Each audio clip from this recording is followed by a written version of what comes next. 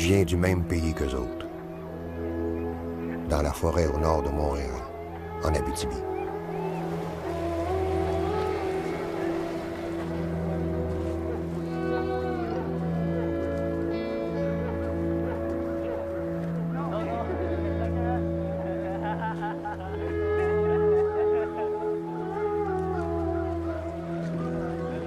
Toute ma vie, je les ai aperçus que de loin, sans m'approcher, sans qu'ils s'approchent de moi non plus. Deux mondes parallèles. C'est des Algonquins, des Anishinabés comme ils se nomment eux autres mêmes. À un moment donné, je me suis rendu compte que je connaissais rien d'eux. Qu'en fait, personne ne connaît rien d'eux. Et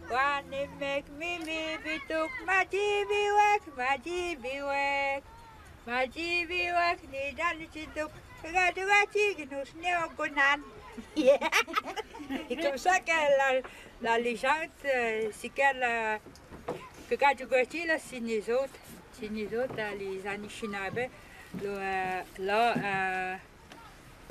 la femelle, la mâle, et puis les petits. Les Indiens couraient après pour aller à la chasse. C'est comme ça que la femelle a chanté pour ses petits pour le faire sauver. Alors, c'est la légende de l'Orinois, c'est la chanson. C'est comme ça.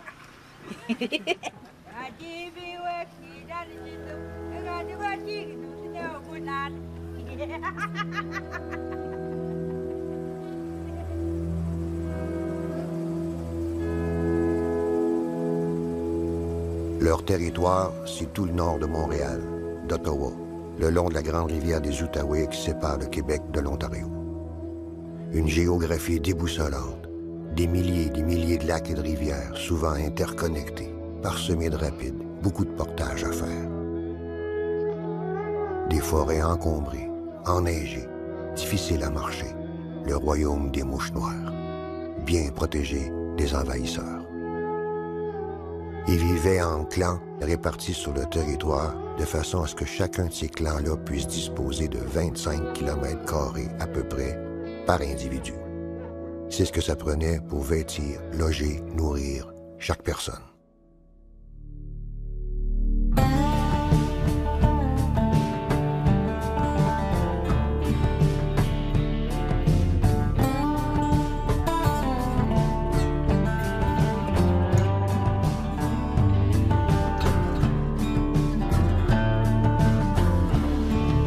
Leur territoire, c'est l'hiver. Leur cauchemar, c'est l'hiver dans l'hiver. Janvier, février, quand la température se maintient à moins 30 degrés pendant une dizaine de jours. Dans les tanières d'animaux, c'est l'hécatombe. La mort rôde alors autour des campements humains. L'enjeu vital est de maintenir les forces des chasseurs. Ils devront avoir reconnu depuis longtemps l'emplacement exact des gros gibiers, seule source de nourriture capable de nourrir le clan pour quelques semaines. Puis, traquer la bête, souvent dans la neige épaisse.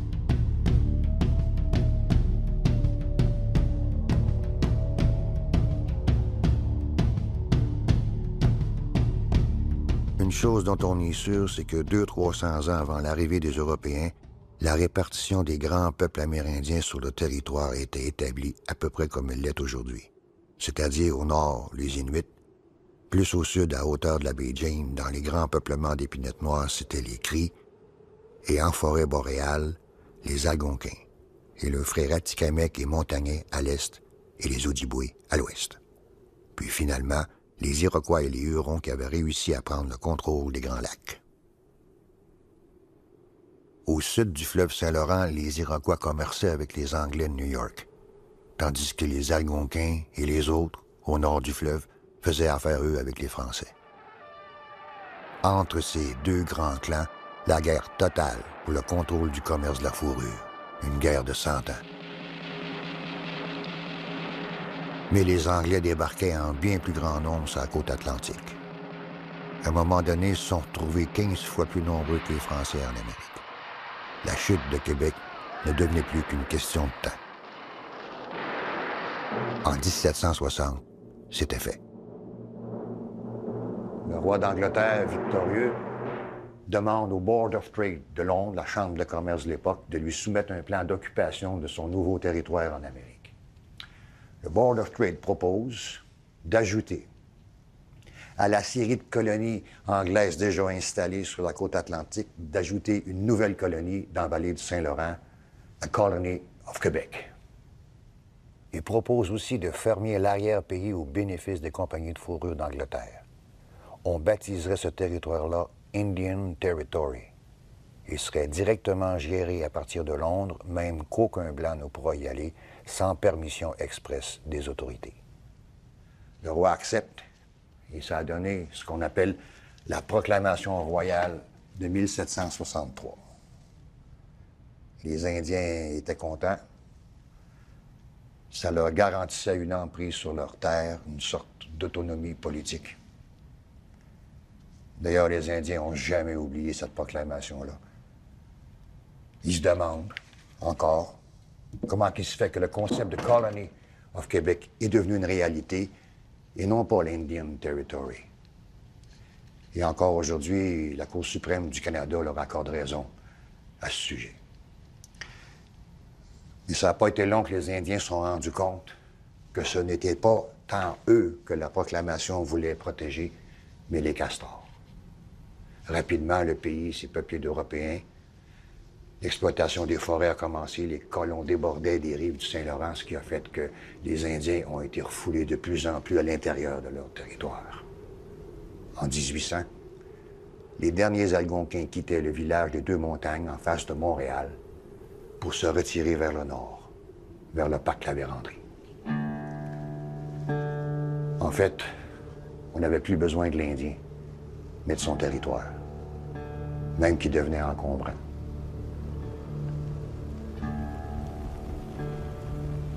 Une cinquantaine d'années plus tard, en 1850, les autorités décidaient de sortir les Indiens du bois et de les concentrer.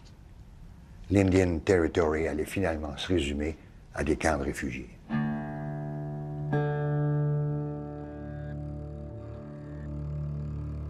Les Algonquins se font indiquer 2 territoires où est-ce qu'on leur établirait des réserves.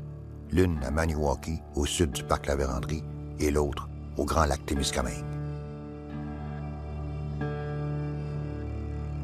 Une bande de nouveaux missionnaires venus de Marseille, les Oblats, transportés et logés par la compagnie de fourrure anglaise, la Hudson Bay Company, se portent volontaires pour faciliter leur soumission. La technique est simple, éprouvée et foudroyante. Leur inculquer la peur de l'enfer, concept inexistant dans la cosmologie amérindienne. Ce sont eux, les Algonquins Témiscamingue, sortis du bois après des milliers d'années, pour la photo. Ils se sont rendus à une force supérieure, certainement inquiets de leur destin. Ils ne savent probablement pas qu'ils vivent maintenant dans un nouveau pays qui s'appelle le Canada, que leur territoire appartient à la province de Québec et qu'eux appartiennent personnellement au gouvernement fédéral. Ils ne savent probablement pas ce qu'est un droit et encore moins qu'ils n'en ont pas. Parce qu'une loi vient d'être votée, la loi sur les sauvages, en 1875, qui les rend inférieurs aux Blancs. Cette loi confirme leur incapacité légale. Ils seront considérés comme des mineurs, des enfants, qu'on pourra déposséder comme on veut, quand on veut.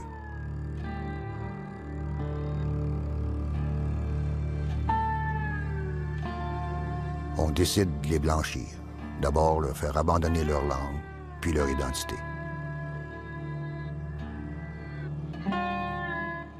On leur enlèvera en effet leur vrai nom et ils seront numérotés dans un registre. Une femme qui mariera un Blanc perdra son identité indienne, elle et ses enfants. Elle devra quitter la réserve et ne pourra pas se faire inhumer dans le même cimetière que les siens. À l'époque, on se donnait une dizaine d'années tout au plus pour les assimiler. Ceux qui se résigneront à vivre dans la réserve auront droit à un toit, une école, une ration de survie. Ce grand bouleversement devait être compensé par le fait que la bande d'Algonquins Témiscamingue garderait le contrôle sur un petit territoire, mais aux frontières solides. Les Indiens demandent l'établissement de leur réserve sur toute la rive est du Grand Lac Témiscamingue. 100 000 acres. Un peu plus petit que l'île de Montréal. Beaucoup trop, disent les autorités. Il faut garder de la place pour les bûcherons et les colons qui sont sur le point d'arriver dans la région. Finalement, les Témiscamingues devront se contenter de la tête du lac, le tiers de ce qu'ils avaient demandé. Mais désormais, leur approbation sera nécessaire pour modifier les limites de la réserve.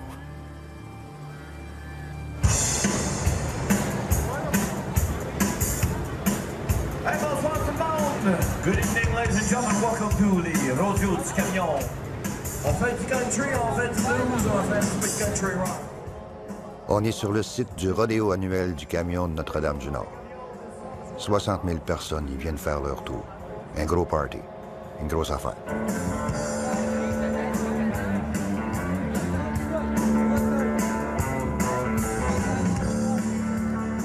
Personne ici ne se doute que l'événement se déroule sur la réserve ancienne des Algonquins.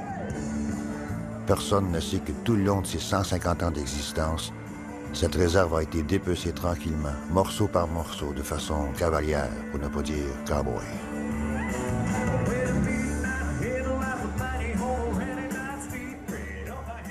Les Algonquins de la réserve de Témiscamingue sont en train de déterrer minutieusement l'histoire de chacune des redditions de territoire qu'ils ont eu à subir. L'histoire des surrenders. Yeah, there's 40 surrenders, and as far as we can tell, they are all suspect. All suspect? All suspect. And, why do you say so? Just the way that things were done, they didn't seem to be done with due diligence. So each one of the surrenders requires further research to decide if due diligence was carried out. And under the word diligence, what do you see? Diligence means that it's done in the best interest of the Témiscamingue people, that it's done correctly, and it's done by the rules and regulations set out by Indian Affairs. Now, all of them? All of them, all 40 are suspect. No one is clear? No. Well? And they each have their different reasons.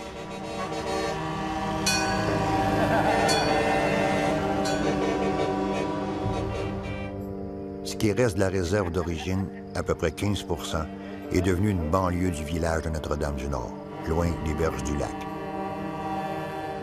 500 personnes y vivent. 1000 autres Algonquins ont dû quitter, faute d'espace ou de moyens de gagner sa vie. Mais dans leur précipitation à arracher les lots un à un, les autorités ont laissé échapper un détail.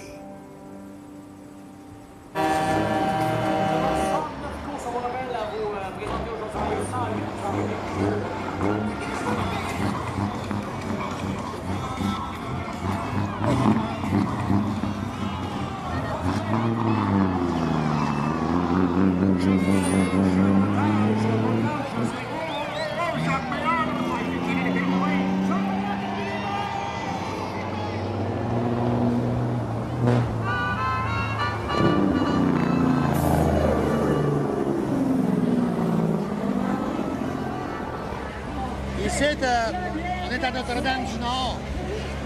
Et où est-ce qu'on est sur le village exactement, là? On est-tu dans la partie blanche, quoi, ou indienne, ou... Ici, c'est pas mal mélangé, comme tu disais, quand il a fait des surrenders pour les terres, ils ont vendu le terre à côté, mais ils ont oublié de transférer les chemins. Donc, le chemin, c'est là ici, puis c'est là qui s'en va à l'ouest, là, vers l'Ontario. Cela, c'est encore redonné au nom du conseil de bande. OK. Ça veut dire que c'est tous les lots en face, les pelouses, en face, les maisons, ça appartient encore au OK, ça veut dire que parce que la poule allée, là, c'est en territoire indien. Oui, oui, toutes les bords.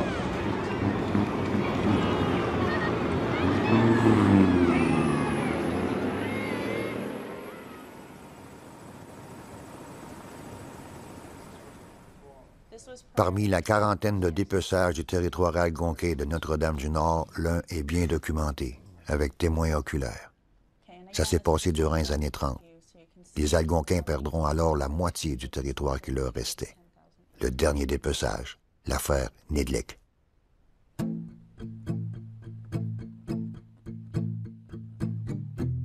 À partir du moment où ils ont obtenu la réserve dans les années 1850, Les Algonquins sont restés longtemps tout seuls dans leur coin, une bonne 50aine d'années. Finalement, le train est entré, les colons suivis, une vraie vague. Ils arrivent à la tête du lac, aux portes de la réserve. Impossible de la déloger, c'est un territoire régi par le fédéral. Et les colons qui continuent d'arriver, plus de place près du lac. On passe par-dessus la réserve et on fonde une paroisse à une quinzaine de kilomètres à l'intérieur des terres, à côté sur la limite nord de la réserve. Le village de Nidlek. Le missionnaire colonisateur de la place, le curé Zéphirin Moreau, n'accepte pas de se retrouver aussi loin du lac et encore moins que des Indiens se gardent une forêt en bois debout juste à côté de sa paroisse. Une nuisance, dira-t-il. Pendant 25 ans, il va s'acharner à créer les conditions gagnantes pour faire capituler les Algonquins, en forçant les autorités à organiser référendum sur référendum jusqu'à ce qu'ils disent oui. Le père Moreau, qui est arrivé à cette époque, était l'un des majeurs promoteurs de la colonisation et il a mis de la pression constante sur la bande et surtout sur la chef de conseil, les conseillers. J'ai surtout entendu parler de lui, là, du curé Moreau. Là. Okay. Puis il y avait, on dirait qu'il abusait de son pouvoir un peu, là, sur ses citoyens, sur tout le monde. Là. Puis il harcelait les grands. Les grands, c'est ça. Voilà, il écrit au ministre responsable de la colonisation, il dit « Cette lettre pour te demander de mettre tout en branle immédiatement pour arracher à Ottawa ce beau territoire. Si tu veux, avec le premier ministre, faire pression sur Ottawa, je suis sûr que le gouvernement capitulera devant vous. On me dit que des influences occultes s'opposeraient à cette entente, mais je n'en veux rien croire, parce que si quelqu'un était connu ici comme s'opposant à cette riche addition à notre territoire, il volerait en éclats. Il voulait sa réserve. C'est quand ça appartenait aux Indiens, ça. Ça appartenait aux Indiens, puis là, le gouvernement, ben, il les a changés. Ils ont pris des terrains, puis les autres, ils les ont bâtis au nord. Il y a le village des Indiens au nord, là. Bon, ben, c'est ces Indiens-là, ça leur appartenait, ça.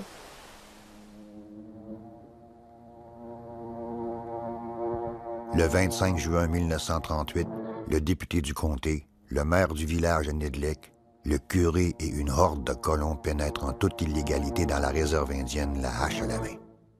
Le député déclare « Il faut s'emparer de cette terre. Je ne voudrais pas prêcher en faveur de la violence, mais le temps est venu où il ne faut plus hésiter à passer aux actes. »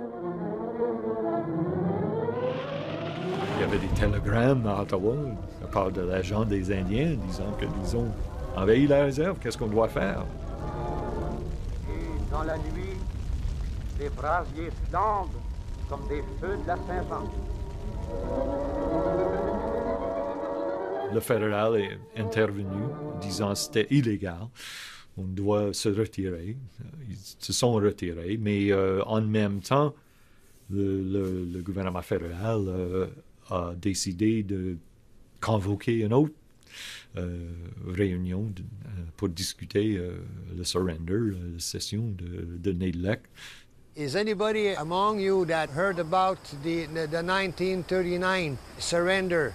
I was there and saw them when they voted, to give us $3 something like that, each member of the family. I saw them do that. Ils ont voté, et ils ont voté encore une fois contre le surrender. C'était exactement comme en 1937 et 1938. Alors, que faire? Il y avait un télégramme à Ottawa et la commande était d'essayer encore une fois. They had a teacher's desk in our school, and it had all kinds of money. And there was a Mountie standing there watching it. That's what fascinated us children, I guess.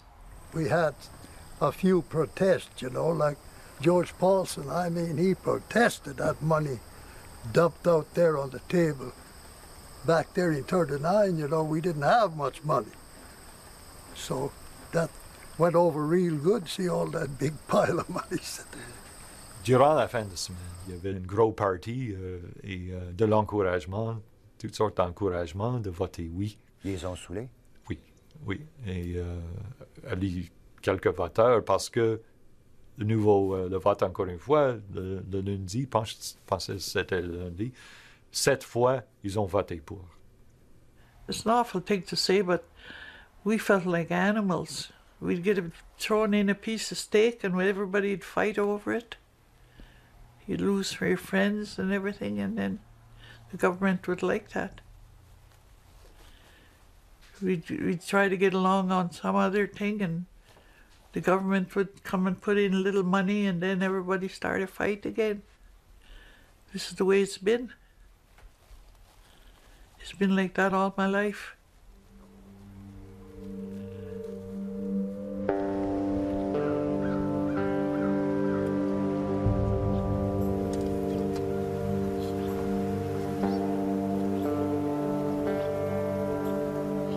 « 60 ans après les événements, alors que la réserve indienne cherche à s'agrandir dans l'espoir de pouvoir ramener les 1000 Algonquins qui ont dû partir, le village de Nidlik, 15 fois plus grand que la réserve, est presque désert.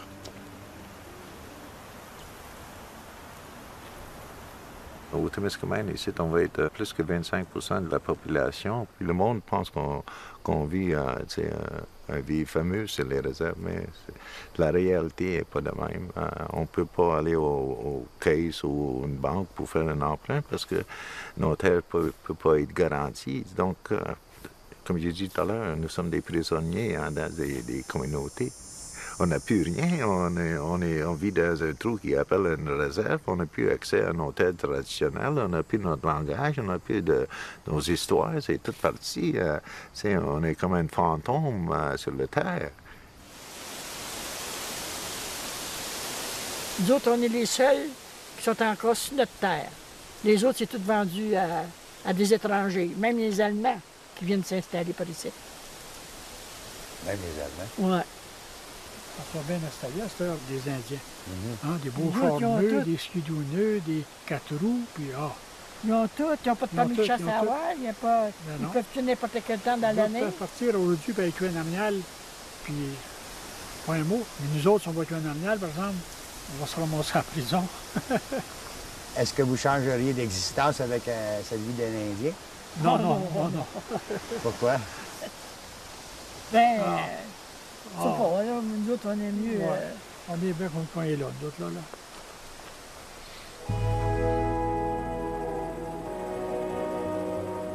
Les Algonquins de la réserve de Notre-Dame-du-Nord sont quand même bien chanceux, parce qu'ils gardent au moins le contrôle sur leur miette de territoire. Ça prend encore leur signature pour en disposer. Les autres Indiens qui n'ont pas voulu aller vivre dans les réserves de Notre-Dame-du-Nord ou de Maniwaki n'ont même pas de territoire à défendre parce que quelqu'un d'autre est propriétaire du terrain où ils ont abouti. À une centaine de kilomètres en amont de la rivière qui débouche dans le grand lac Témiscamingue, une communauté de 700 personnes est parquée sur un terrain pas plus grand qu'une terre de colons. Et avant d'arriver là, ils ont dû déménager par 2 fois, la construction de barrages ayant inondé leur campement.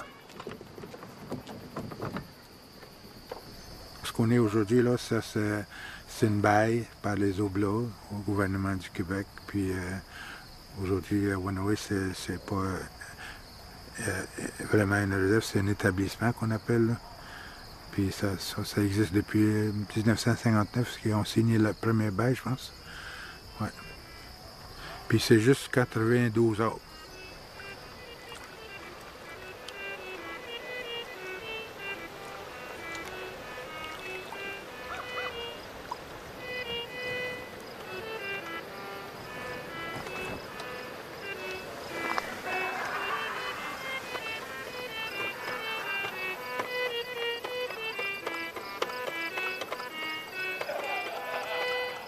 On n'a presque plus de traces de musique algonquine, probablement disparue avec les chamans.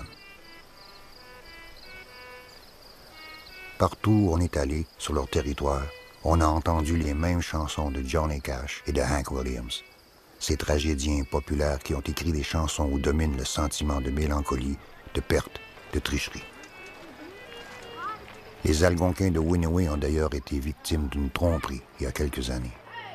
C'est ce dont ils voulaient nous parler.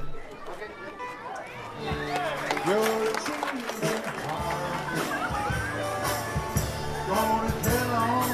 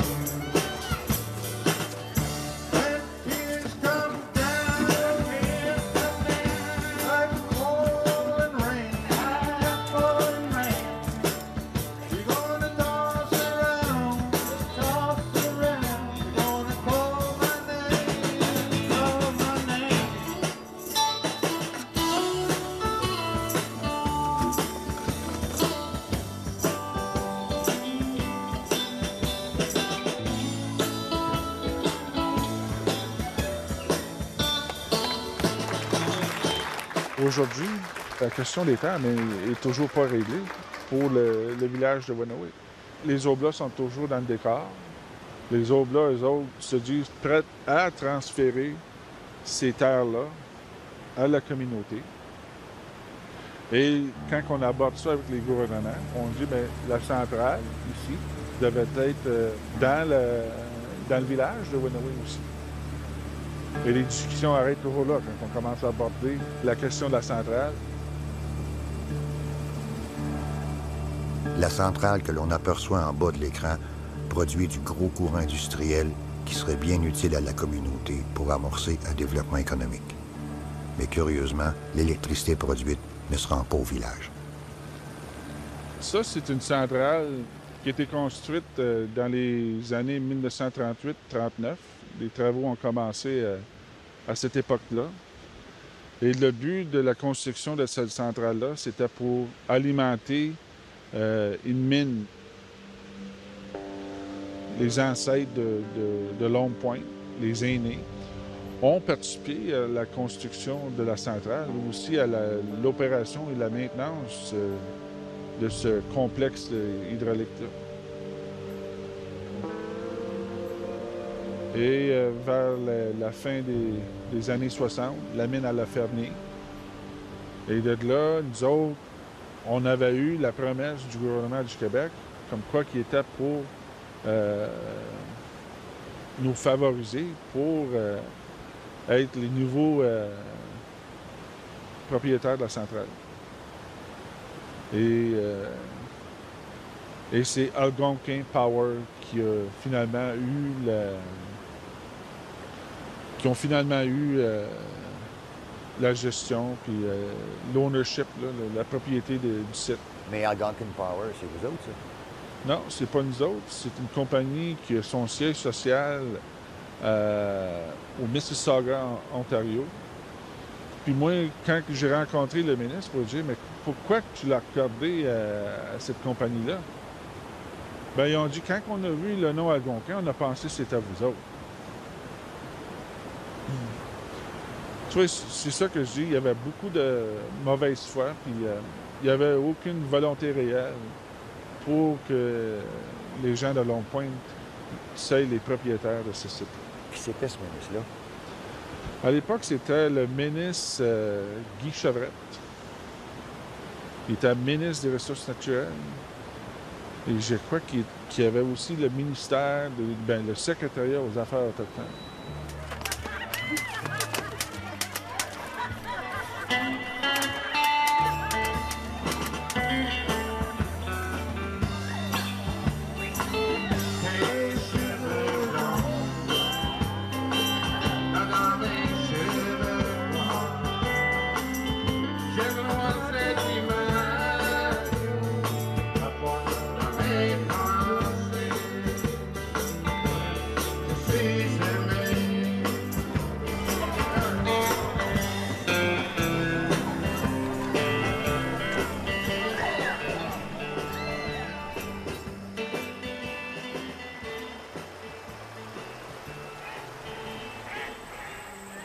Les Algonquins de la réserve de Wenowee sont quand même bien chanceux.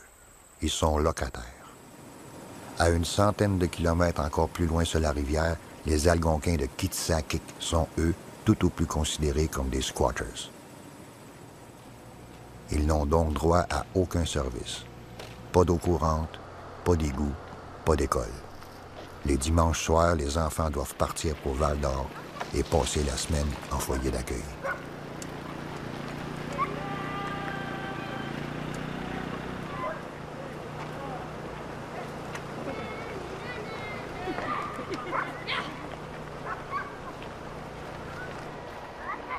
On vit encore dans nos sites traditionnels, puis on a toujours demeuré ici, on n'a jamais signé quoi que ce soit. Souvent, on laisse le message au gouvernement provincial. Écoute, j'ai pas à négocier ou à revendiquer des terres qui sont déjà à nous. T'sais. On passe notre temps à revendiquer des terres, puis pourtant, nous étions là avant. Nos ancêtres étaient là avant, puis je comprends pas pourquoi qu'on nous reconnaisse pas.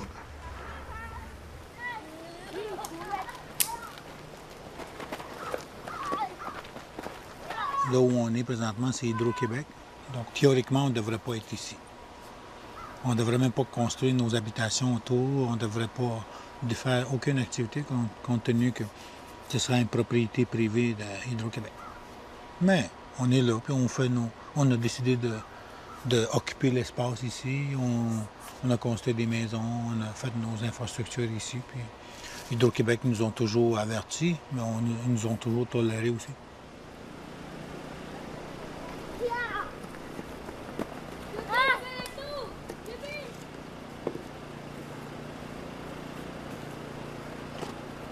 Les autres communautés ont accepté d'être en réserve. Oui.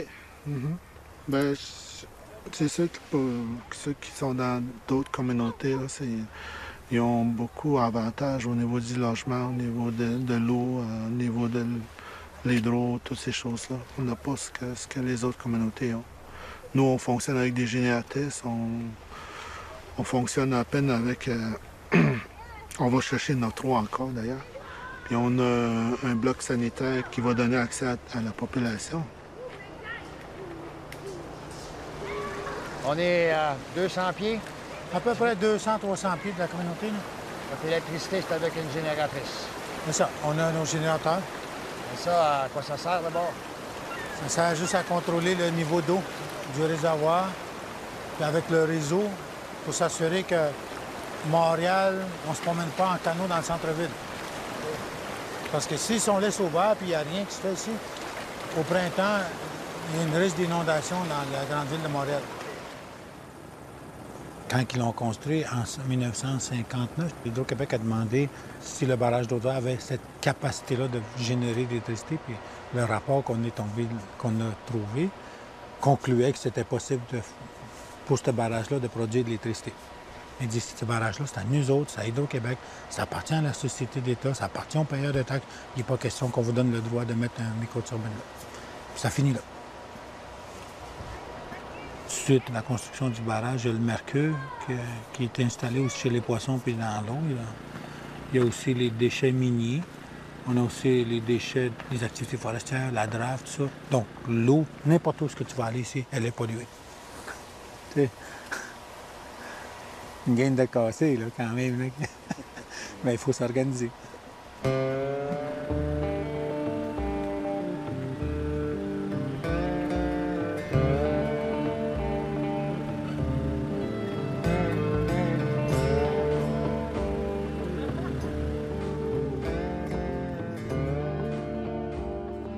Dans chacun des villages algonquins qu'on a visités, il y a toujours, comme par hasard, un problème qui empêche la communauté de respirer. Cette accumulation de hasards en vient à ressembler à un plan général, à un plan de sous-développement.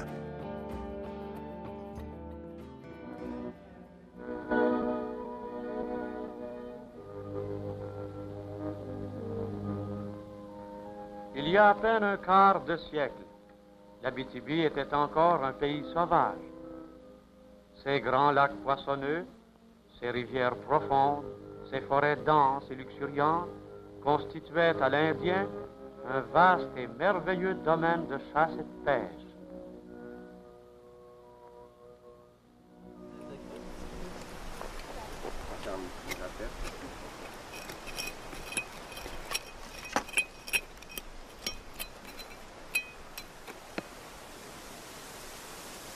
Comment loin dans le temps, là, vous pensez trouver quelque chose? Ici, il y a deux occupations principales, il y a à peu près 1000 ans. Il y a 1000 ans. Et puis entre 800 et 1200 avant Jésus-Christ. Est-ce que vous êtes capable de reconstituer qui c'était? Moi, je suis persuadé que c'est les ancêtres des Algonquins actuels. Là. Pourquoi? Ben, parce qu'on suit dans le temps. On suit dans le temps, nous. On n'étudie pas juste un site tout seul. On a une trentaine de sites qu'on a fouillés depuis 20 ans. Okay. On voit la suite puis les objets qui se suivent. Il y a 3000 ans, là, ça. Là. Il y a 3000 ans, okay. ça. Fait que ça, vous pouvez déterminer c'est un campement d'été ici. Oui, on fouille le chalet.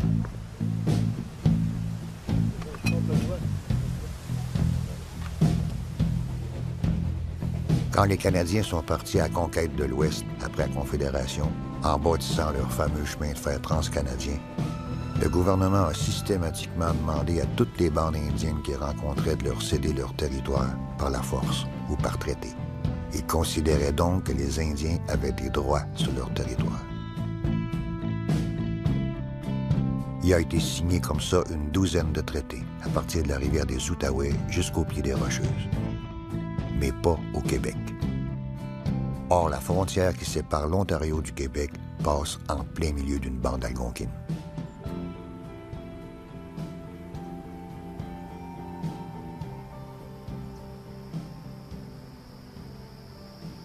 On est en 1906, au lac Abitibi. C'est là qu'ils vivent les Abitibi-Winni. C'est les Algonquins les plus nordiques de toutes. Ils vivent en bande autour du lac.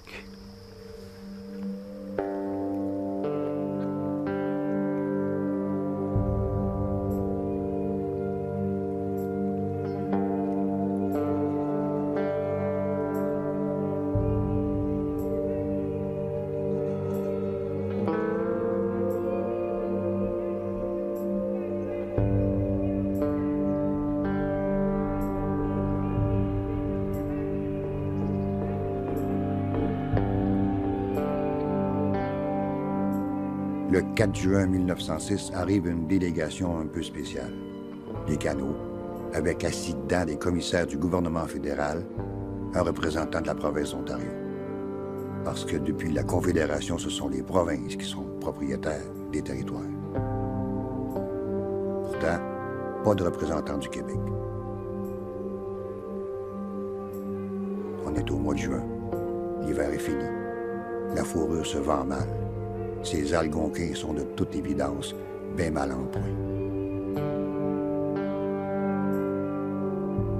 On peut les mettre à genoux pour ramasser des bonbons.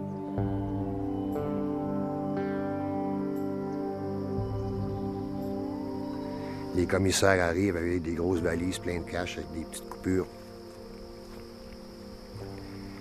Ils lisent une déclaration solennelle en anglais, que personne ne comprend la langue. L'interprète, c'est le commis du poste de traite local. Tout ce qu'il connaît de la langue algonquine, à peu de choses près, c'est le nom des animaux à fourrure. Alors, on déclare, entre autres, attendu que les 10 commissaires sont entrés en négociation avec les Ojibwés, les Cris et les autres sauvages de la région, ce sont eux autres, si après décrété qu'ils ont conclu un traité par lequel ces derniers cèdent et abandonnent à perpétuité au gouvernement du Canada pour Sa Majesté le Roi et ses successeurs tous leurs droits, titres et privilèges quelconques relatifs aux terres. Droits, titres, privilèges. Ils ne comprennent rien. C'est des concepts qui leur sont inconnus complètement. Moi-même, 100 ans après, j'ai été à l'école un bout de temps, puis je me retrouve pas souvent là-dedans. En fait, pour eux autres, comme pour tous les Amérindiens, on ne peut pas posséder de terre, on en fait partie. On fait partie de la terre, peut-être pas. Ils précisent d'ailleurs qu'il y a une frontière qui sépare la bande en deux, ceux qui chassent à l'ouest puis ceux qui chassent à l'est. L'Ontario puis le Québec. Là, ils s'adressent à ceux de l'Ontario. Il dit le gouvernement de la province d'Ontario a vendu au gouvernement fédéral 35 000 carrés de territoire. À peu près 1 000 carrés par famille. Pour une réserve, pour vous autres. Si vous signez, si vous entendez, si vous signez, on va vous donner, vous aussi, 4 piastres par année. Puis, une autre chose que le traité stipulait, que si jamais sur leur réserve, les compagnies forestières venaient ou s'ils ont trouvé une mine, il sera compensé convenablement. 50 ans plus tard, cette petite clause-là prendra une grande importance. Les Abitibi-Winni de l'Ontario sont d'accord. Ils apposent une croix au bas du traité. Puis les commissaires leur donnent une copie du traité, un drapeau, puis le cash en question. À ceux du Québec, leur donnent un drapeau, puis une pipe, avec rien dedans. Pas de cash. On leur explique, le gouvernement de la province de Québec refuse de leur céder du territoire près à des dimensions semblables, 35 000 carrés, parce qu'ils considèrent que les Indiens n'ont aucun droit sur le territoire et que si jamais il y en avait eu, bien, il était disparu avec la fin du régime français. C'est tout. Ils leur disent, on va quand même essayer de convaincre le gouvernement du Québec de changer d'opinion, puis on va revenir. Bisous, bye-bye, and coué. Le Québec refusa catégoriquement. Le fédéral a finalement proposé aux Abitibi-Winni du Québec de faire semblant qu'ils vivaient en Ontario et de signer.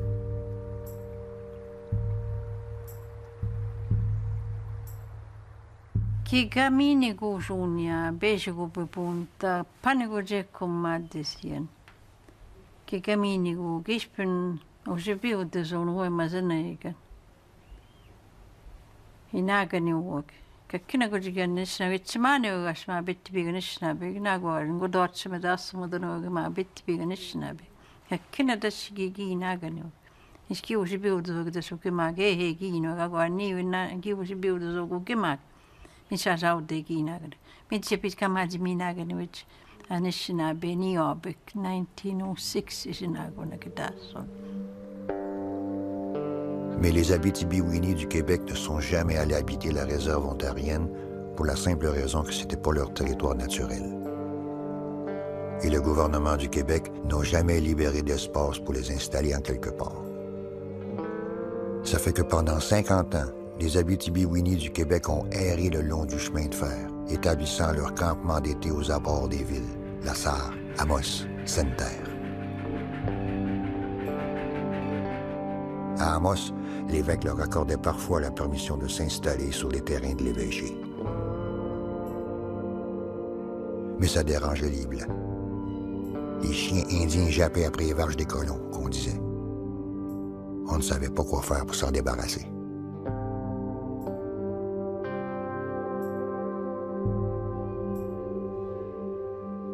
Migi abano konkono ki maga besi sia bitti bima jidea da shetta. Nogum da skakko nagajiga dego di bitti bima jidea.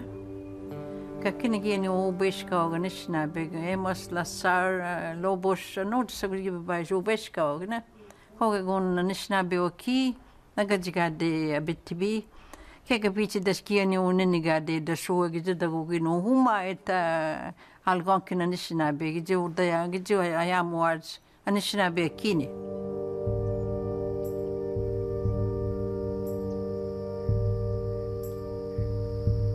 Finalement, les années 50, dans la réserve indienne en Ontario, les compagnies forestières sont rentrées. Et conformément au traité, toutes les Abitibi-Winni devaient être compensées. La part qui était due aux Algonquins du Québec, ça s'élevait à 6 000 $. Ça a été perçu par le fédéral. Et le fédéral, avec cet argent-là, donc avec l'argent des Indiens, ils ont acheté 2 lots de cultivateurs pas loin d'Amos.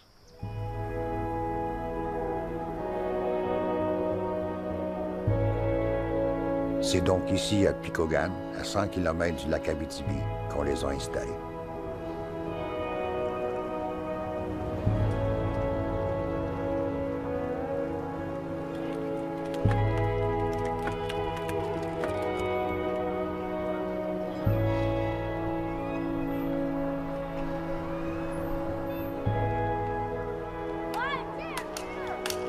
Le traité nous a juste divisés. Là. Le Québec il voulait protéger son territoire. Là. Fait qu'il nous a complètement ignorés. Et aujourd'hui, on n'est pas propriétaire des terrains. Alors que s'il nous aurait donné à l'époque la réserve qu'il avait promis, c'était complètement différent. Là. C'est dans ce sens-là, c'est parce qu'on aurait été propriétaire de terrain. Là.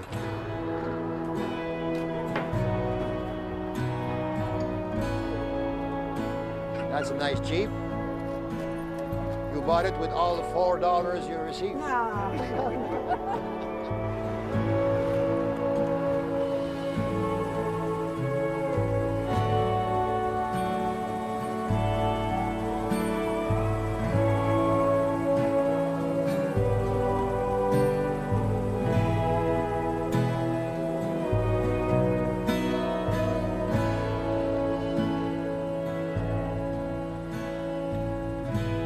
La majorité des Algonquins vivent dans cette grande forêt qu'on appelle le parc La Vérendrye, le cœur de leur territoire ancestral.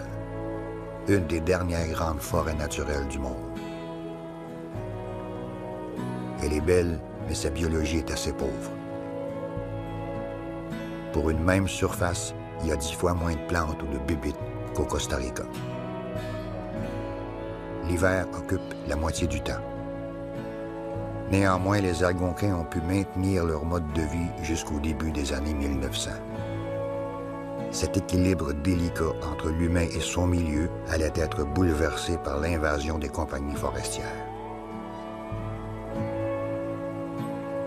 Au début des années 1900, on a vu dans la région jusqu'à 5000 bûcherons qu'on devra nourrir à même le garde-manger naturel des Algonquins.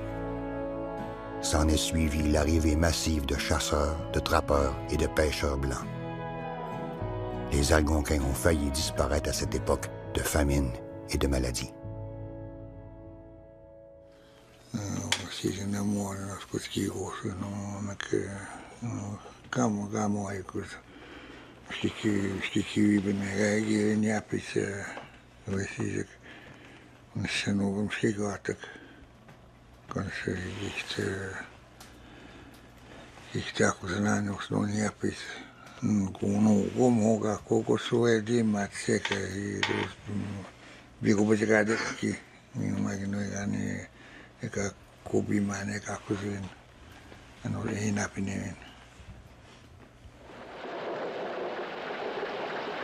Des forêts entières ont pris le chemin des rivières, seule façon de transporter le bois. Et pour que le bois circule bien, qu'il ne s'accroche pas partout, on construisait des barrages pour régulariser les cours d'eau. Des barrages de rétention.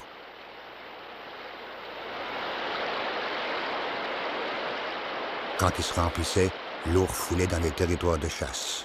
On perdait alors la trace des animaux qui avaient réussi à éviter la noyade.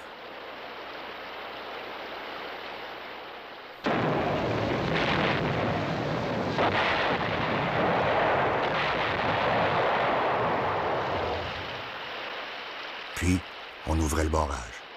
Des millions de pitounes qui couvraient les rivières. On peut s'imaginer les problèmes que ça causait aux Algonquins, eux qui voyageaient surtout en canot.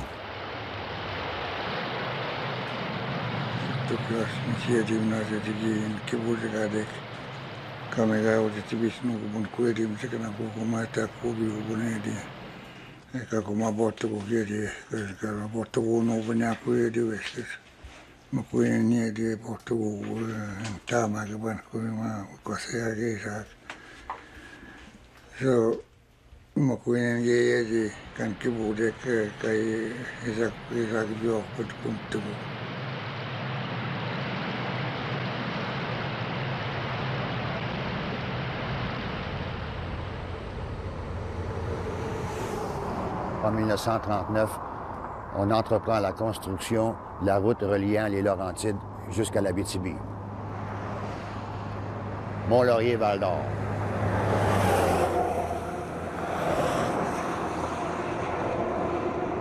On construit la route, mais en même temps, il sera interdit aux Algonquins de chasser ou de trapper de chaque côté 15 km de chaque bord de la route. Il sera même interdit de se rapprocher en dedans de 1 km de la route pour ne pas nuire aux touristes voyageurs. À l'été 1939, M. le ministre de la Voirie du Québec, l'honorable Télesphore Bouchard, les deux mains dans les poches, accompagné de son épouse, s'en vient surveiller les travaux de construction de la route. Ils en profitent pour accomplir un voyage de reconnaissance auprès des occupants encore sur le bord du chemin. Son épouse fait les premiers contacts que semble apprécier le ministre. Aussitôt après, il sort une main de sa poche pour sceller une entente historique avec la nation algonquine. La première rencontre officielle du gouvernement du Québec avec les Algonquins s'est avérée un franc succès.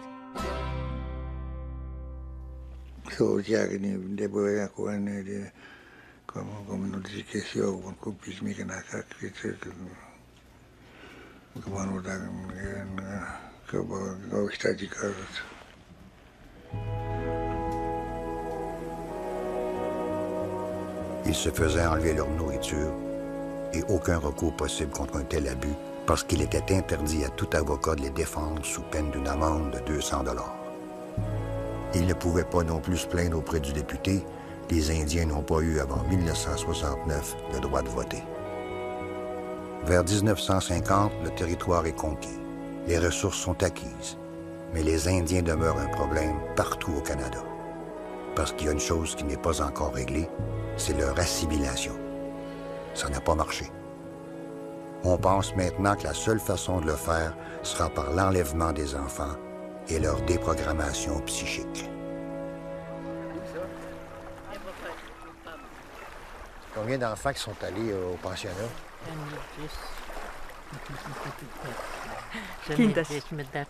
Kindas. 7. 5. Ça 22 à eux trois.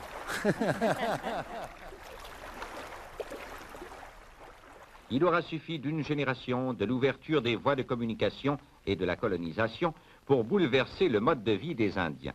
Privés de leur gagne-pain traditionnel, la chasse, ils durent se mettre au service des Blancs sans y être préparés. C'est pour les aider à mieux s'adapter à leur nouvelle vie que les missionnaires oblats fondèrent, avec la collaboration du gouvernement canadien, le pensionnat indien d'Amos. Il y avait des gens du ministère des Affaires indiennes qui venaient faire le recensement des gens qui sortaient du bois pour prendre les enfants de 7 ans montant pour qu'ils rentrent à l'école la prochaine année.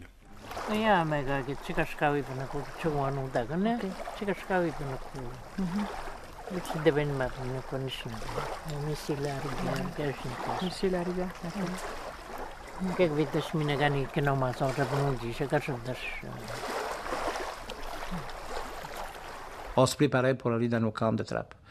Quand soudainement, tous les parents ont demandé de monter la côte de 12 voies, puis on ne savait pas ce qui se passait. Et même moi, je ne savais même pas, on n'était même pas habillés, quoi que ce soit. Puis la seule affaire que j'ai su, c'est que j'étais dans l'autobus. Mais pourquoi? On ne savait pas. La réalisation de partir de notre communauté, ça nous a frappé quand on a sorti du village, là, 5000 plus loin sur le grand chemin. Puis on montait dans l'inconnu. On ne savait pas. Puis presque tout le monde a pleuré dans le bus.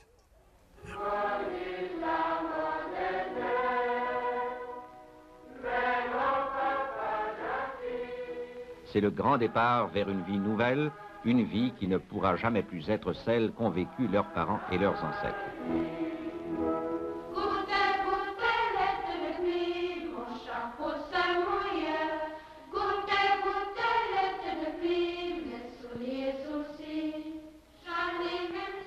Dès le début de l'année scolaire 1955-56, les Oblats et les religieuses de Saint-François d'Assise accueillirent un premier groupe d'enfants de 7 à 12 ans qu'ils partagèrent en 6 classes. Les premiers mois furent consacrés à l'enseignement d'un vocabulaire uniforme. Pendant les premiers 4 ans, j'ai resté à l'école pendant 10 mois par année, sans voir mes parents, sans voir la famille, qui que ce soit. On n'avait pas le droit de retourner durant les vacances de Noël, Pâques, quoi que ce soit. J'avais 5 ans, puis j'avais une maison qui était là, puis je parlais en algonquin, puis il me disait « Chut, parle pas algonquin, qu'on a un schnapp algonquin. » C'est ça qu'il me disait. Que pour que Thiago me dit « Ils vont te frapper. » Puis qu'est-ce qui s'est passé là, c'est que c'est d'apprendre à parler français le plus vite possible. Apprendre les règles qu'on ne comprenait pas, la langue qu'on ne comprenait pas. Puis il fallait le parler. Si tu ne parlais pas ça, si tu te faisais punir. On utilise, pour accélérer leur apprentissage du français, la méthode dynamique, mise au point par les religieuses du Sacré-Cœur de Sherbrooke. La méthode dynamique d'enseignement des langues se complète par un enseignement concret du vocabulaire français. À un moment donné, un des frères m'a ramassé, il m'a entendu parler. Ça a été la coup de règle des mains. Tout de suite, paf, paf. Puis, à un moment donné, ça a été aussi les coups de ceinture. Des grosses trappes. des grosses marques sur le derrière. Pas sur le dos, sur le derrière seulement. Fesse nœud.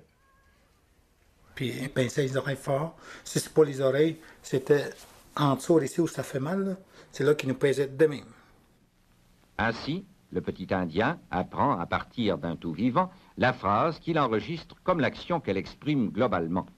Ce n'est qu'après coup qu'il distingue les mots isolément et les fixe dans sa mémoire. C'était impensable pour nos parents de comprendre ça, qu'on a été abusés dans ce coin-là, qu'on nous a sodomisés, puis qu'on nous a fait toutes sortes d'affaires.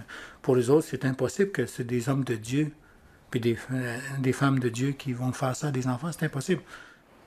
Elle a vécu des abus sexuels. Personnellement, moi, j'ai vécu cet abus sexuel-là avec les Oblats à l'âge de 10 ans. Puis ça a duré jusqu'à 3 ans, jusqu'à l'âge de 13 ans. Puis moi, je voulais pas que mes parents, ma mère,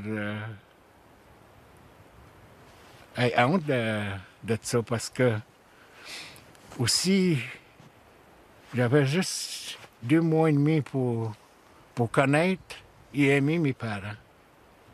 Donc j'ai retenu cette souffrance-là pendant toute cette période-là. C'est rien ça d'être nœud. C'est rien ça de se faire jouer après. Puis les enfants, ils jouaient avec. Puis lui, il était couché sur le lit. Ça, c'est des affaires qui s'est arrivées. Ils ne s'excusent pas de ce qu'ils ont fait de ça. Il ne s'excusera jamais. Ça, c'est l'Église catholique de Rome là, qu'on parle. Là, les milliardaires qui ont dépensé juste pour nous séparer de notre coutume. On n'a pas supposé faire ça. T'sais. Là, aujourd'hui, il veut donner de l'argent à cause que tu étais là, 10 000 $, il y en a de 30 000, tout ça. Tu peux pas acheter qu'est-ce qu'ils ont fait de mal. Tu peux pas acheter ôter un souvenir.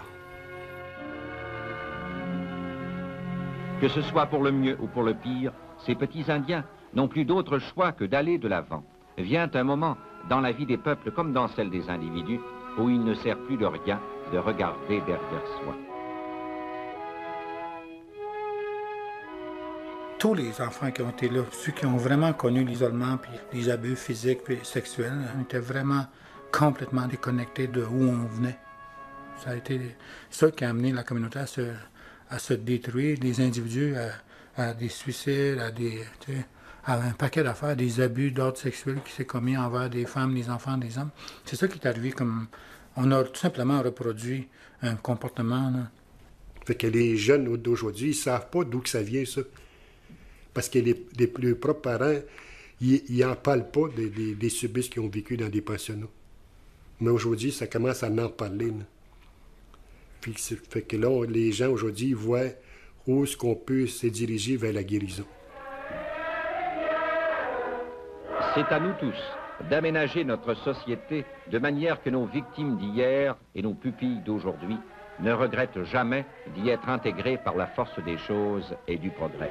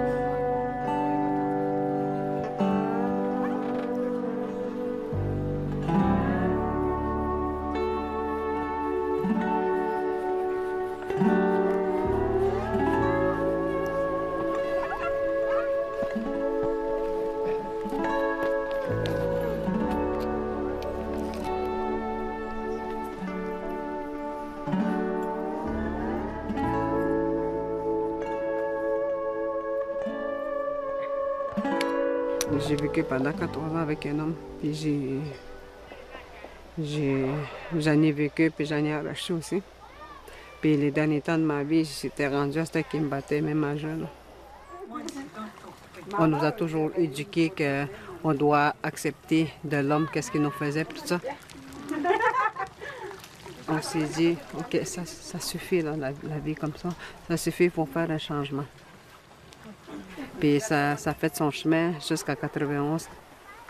Les premières affaires qu'on a faites, c'est qu'on a porté plainte contre nos conjoints, il y en a qui avaient des chums, ils ont porté plainte contre leurs chums. Il y en a des jeunes qui ont porté plainte contre le curé parce qu'il y avait eu des abus sexuels. Ça fait que c'est ça qu'on a dû tout faire. On a comme tout brisé le silence.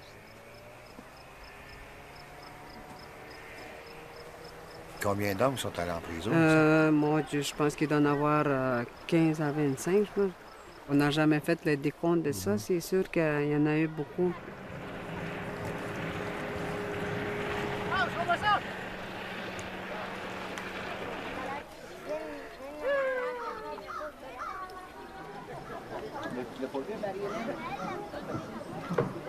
C'est Marie-Hélène qui nous tape. Qu'est-ce qu'elle fait? Ouais.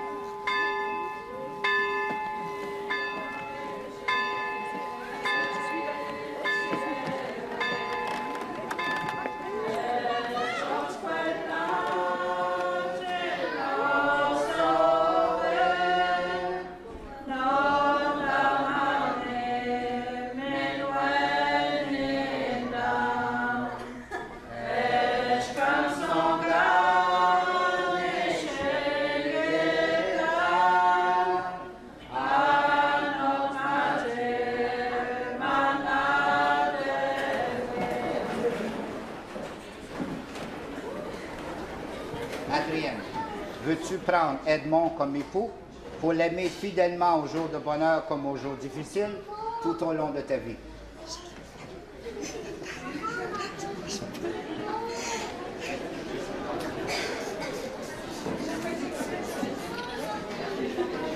On va les placer ici à terre.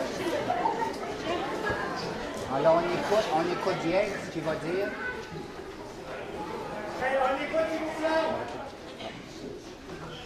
Adrienne, Adrienne, je te donne un signe de notre... C'est quoi déjà? Cette alliance. Adrienne, je te donne cette alliance en signe de notre mariage.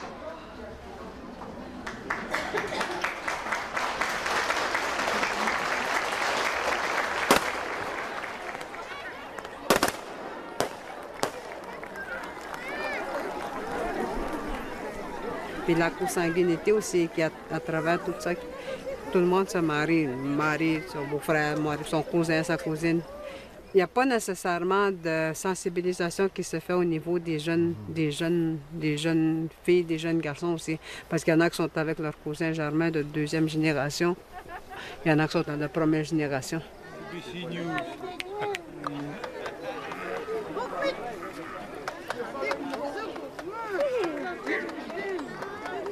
Je ne sais pas si on va vivre longtemps de ne pas avoir du sang nouveau ici, là.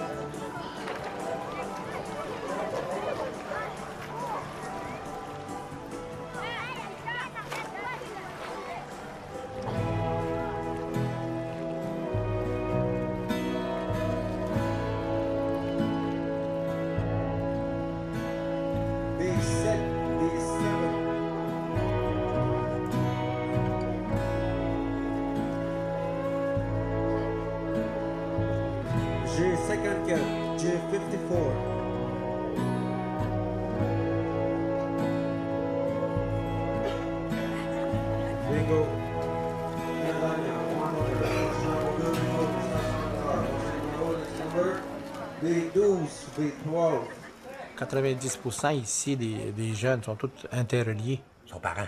Sont parents, oui. Ben, c'est une des conséquences de l'implantation des réserves, là. Le fait de vivre en sédentaire. Avant, on vivait nomade, on allait dans chaque famille, même on pouvait aller jusqu'au lac Abitibi, même jusqu'à Maniwaki, même on s'en allait jusqu'à Montréal. Mais aujourd'hui, non. Ici, au Lac-Simon, c'est quoi? C'est 80-85% de l'assistance sociale. Puis sur 80-85%, il y a 60% des jeunes qui sont là. Fait qu'en quelque part, c'est un bon à retardement, ces jeunes-là. C'est explosif.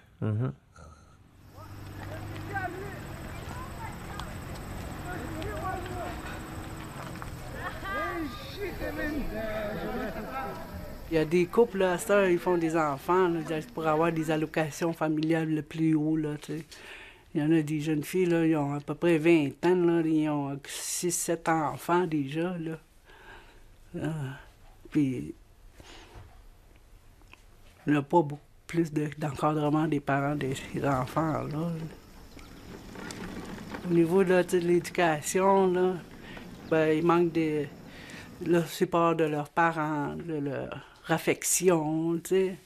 Ils connaissent pas ça, les jeunes, tu sais. Des fois, là, quand je faisais ça à une fille, là, tu sais, les vois, c'est bien raide, là, tu sais, c'est comme si ils n'ont jamais eu quelqu'un qui va les supporter puis les caresser comme les ailes.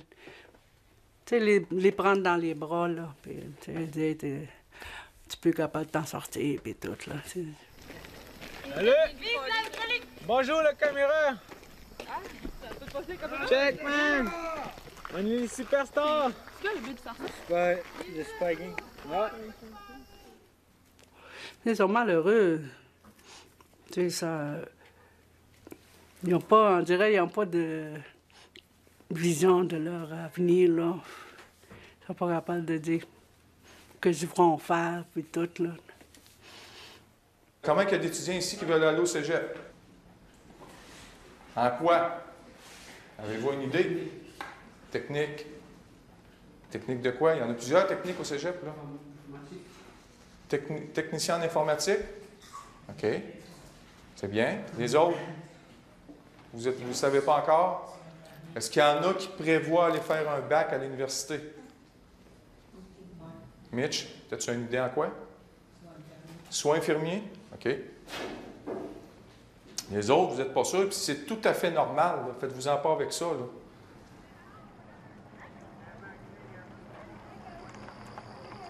Dans cette communauté qui ne génère aucun revenu, la moitié des jeunes garçons ont tenté de se suicider.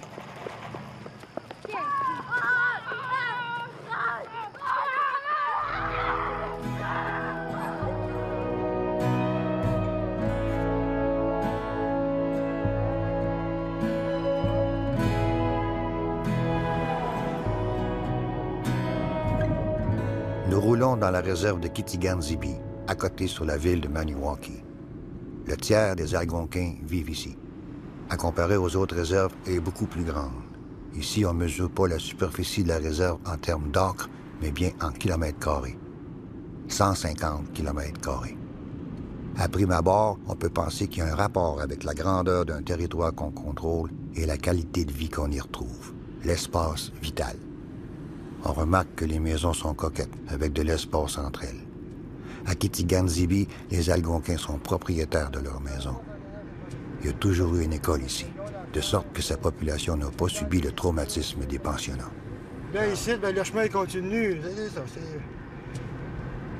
Ah, super. Moi, en tout cas, une grosse différence avec les autres, là. On voyait pas des belles maisons, il y a 28 ans. Là. Ça s'est bien développé, là. Ah ouais. La cabane, ça. Ça, c'est un Indien qui a ça. Ah, ouais, c'était... C'est une carrière municipale. Par ses activités économiques, la communauté génère la moitié de ses revenus, ce qui n'est pas le cas pour tous les autres villages algonquins complètement dépendants du fédéral. Moi, en 1976, j'ai commencé tout de suite. Je les écoute, la base, il faut avoir accès aux ressources. Il faut avoir un mot à dire dans tout ça. On a fait un effort, nous. On a fait des études du territoire pour s'assurer que le site n'a pas été éteint. Et on a dit, écoute, oui, les réserves ont été formées, mais on n'a jamais cédé nos territoires ancestrales. Il faut avancer et essayer de régler notre revendication globale. C'est la première étape. Okay, this is the big map. So Montreal is there. Yeah. You go up the Ottawa River. Ottawa is here. Yeah. And there we get into your territory. Yeah. By the Ottawa River. Yeah. That's it. This way. And Val d'Or is there. That's right. And this is it. This is Kitigan-Zibi now, as it is today, right That's here. the reservation. That's the reservation. On a mis les gens sur la réserve. On n'avait pas le droit de partir de la réserve sans l'autorité de l'argent des affaires indiennes jusqu'aux années 50. Avant ça, tu n'avais pas le droit de partir. Il faut lui demander l'autorité pour partir. C'est comme une prison, là. Le système t'a bâti contre nous.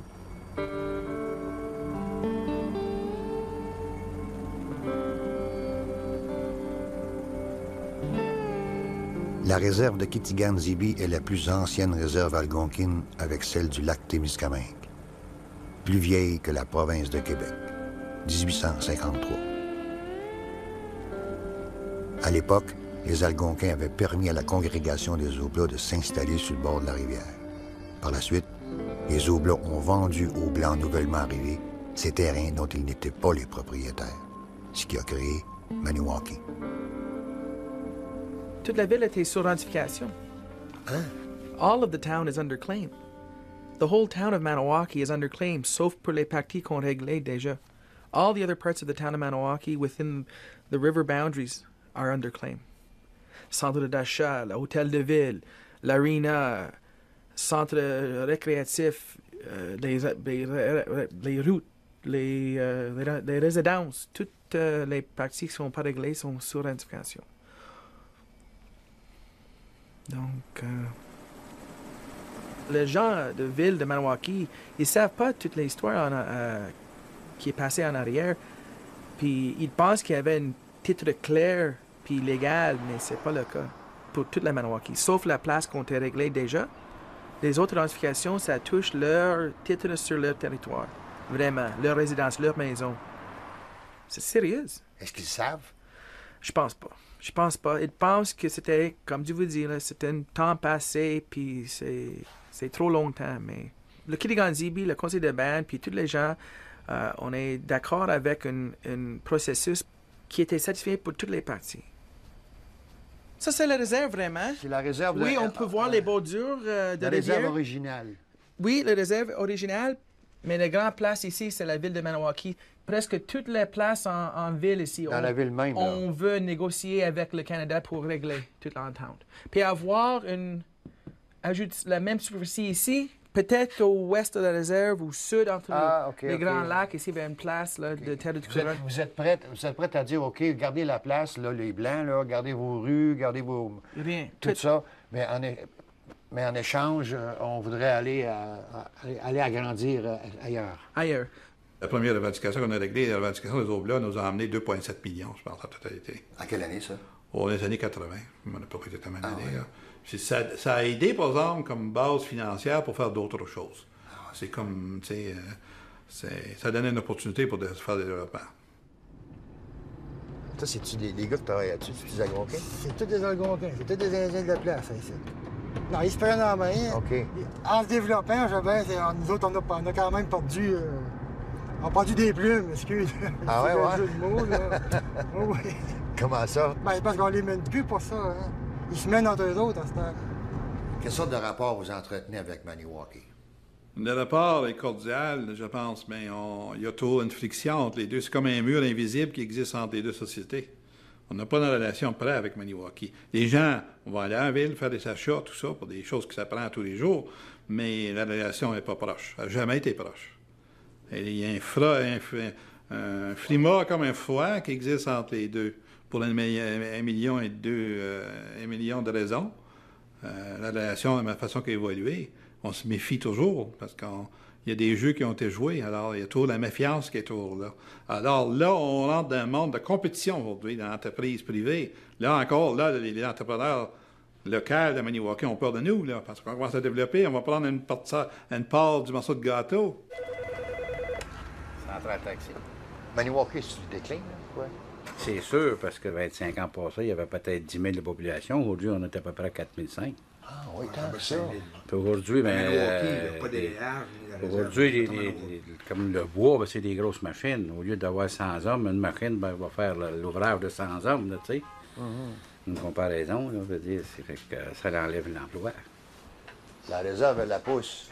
Oui, la réserve à pousse. Je pense qu'ils sont 15 à 1600 de population, eux autres, là. OK. Juste la réserve. Un jour, ils vont jouer. Oui. Ça s'en vient bien.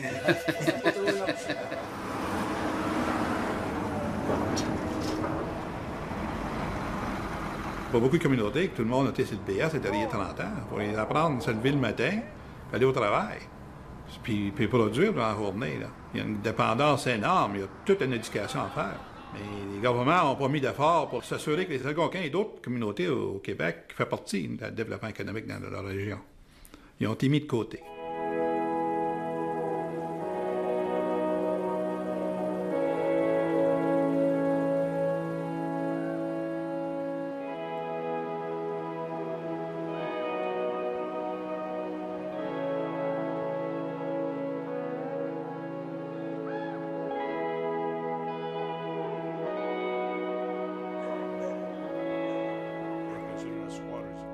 That reserve in Maniwaki was meant for us to go there too as well. That reserve, the people are from Rapid Lake, and they didn't like that idea of being sent to Maniwaki.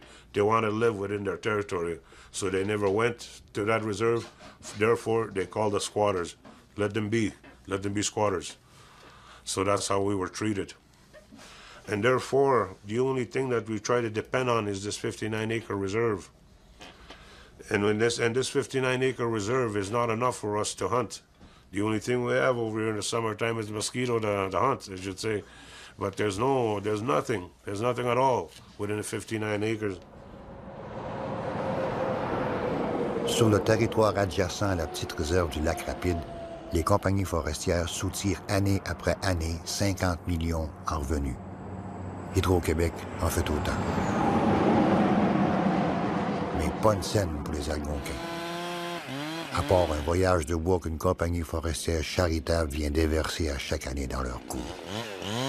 Pour le Trésor fédéral, il en coûte à peu près le même prix pour maintenir en vie un prisonnier ou un Indien. Sauf que pour l'Indien, sa prison n'est pas chauffée. We chop wood for elders. When it gets cold, when they use too much oven, the oven starts, the generator goes off. It's always like that every year, because the generator is no good no more. So.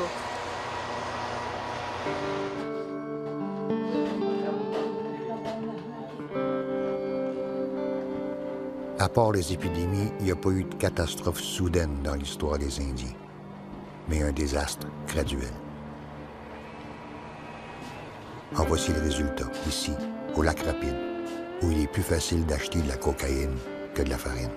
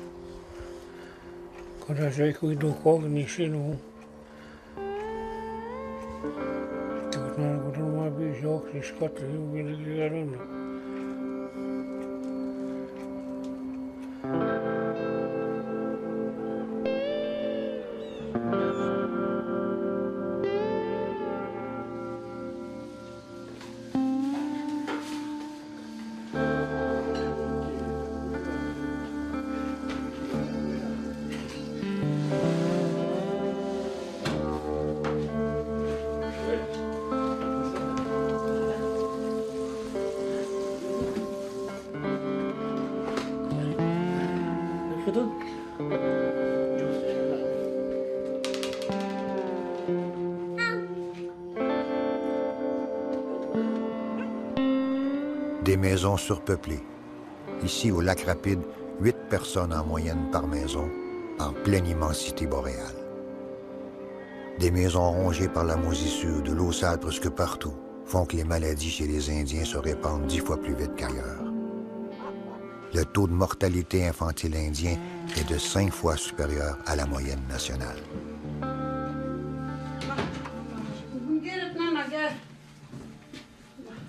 Qu'est-ce qui est arrivé avec vos enfants? Il y en a 2 qui s'est passé au feu. Parce que je pense que l'électricité n'était pas bien arrangée. Puis les 2 autres sont morts en fait, à une maladie de cirrhose du foie. Pour un effet d'hémorragie. Puis c'est de même qu'ils sont mortes. Ma grand-mère était là aussi quand mes enfants sont passés au feu. Ça brûlait tout vite. Parce qu'il y avait il n'y avait pas ce mur-là. C'est juste comme du plywood. Du plywood, là. C'est pour ça que ça a passé au feu bien vite. Bon, on va manger.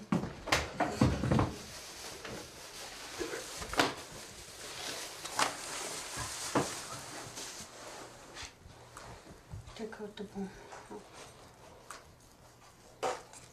No, start from here. Do the bottom. Do the bottom. Like this.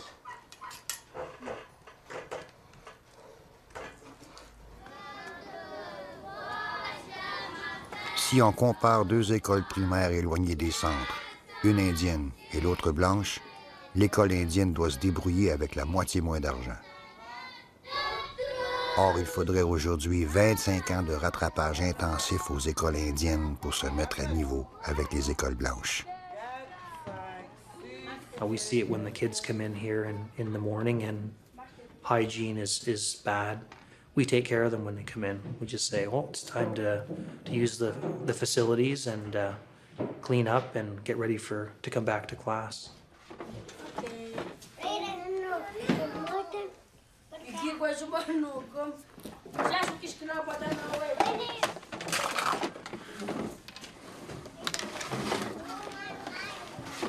75%, I would say, unemployment on the reserve. That leads to the kids coming to school hungry, but they know they can always come here for nutrition, and the community knows that.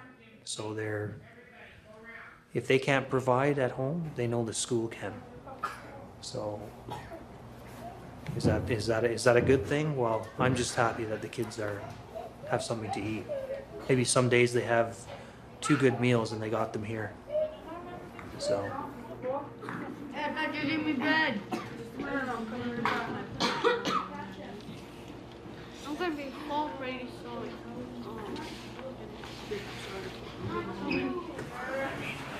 You need help with any words or anything? Raise your hand and ask. Oh, I'll help you in a minute, Noah. All right. What do you have there? What is this? A canoe. A canoe is a boat. So what do you think they used it for? For traveling underwater, right? And they used it to get to their hunting grounds and things like that, and to move their things from place to place if they were moving. Okay? Now, are you for real going to school here, or are you just goofing off? What is the answer, yes or no? Yes. All right. Well, look what the cat dragged in. Finally. Yeah. Well, what are you going back for? Get in here. It's just like we don't work. It's like we do our separate things. We do like our own things, you know? It's like we do like practically nothing. It's like all we do is like sit around, go on computers. Here. See that there? Write it down. No. Look at this guy, eh? Is there a reason why this guy's going to end up in the woods living under a toadstool? Huh? What are you grunting about? I asked you to get the definition for that word there. All we do is like bother each other, doing like. Chris, what does it mean? It's like being mean to each other. It's like wrestling. It's like it's like a zoo here. It's like. Okay. So look for the resources and draw that on your last page. Pour le moment, les Indiens continuent de diriger leur violence contre eux-mêmes. Le taux de suicide chez les jeunes femmes est 7 fois supérieur à la moyenne nationale et 6 fois chez les jeunes hommes. En plus de vivre sous la tutelle permanente d'Ottawa, en plus d'être ignorés par Québec, les Algonquins ont parfois à subir un troisième pouvoir, celui du conseil de bande local. We have this hereditary system that we have, and from there on, the chief will continue their duties until they die. Once you have like a traditional system, you can't change it. If you change it, then it's something new that then we don't know what would it be. So as well, we just keep on saying doing the same thing. We know the fight. We know what we have to do to protect our system, but it's no use to try to change it to let's say to be more of a democratic approach. It would be more about just people consenting to what we want to do. Très souvent, ces conseils de bande sont constitués de clans familiaux qui se confrontent constamment dans leurs petites réserves pour s'arracher le contrôle politique de la communauté. Contrôle qui donne accès aux seuls jobs existants, celles reliées à l'administration même de la bande. Tout le reste du monde est sur le BS. Ce conseil de bande détient un pouvoir énorme sur la vie privée des gens, en particulier sur celle des femmes. Il peut annuler à son gré le droit d'occupation d'une maison. Do the women could be chief in No, we don't. We don't have that, but they have a say in their own women's group. That what they want is they bring it to the attention of the chief's wife. Okay.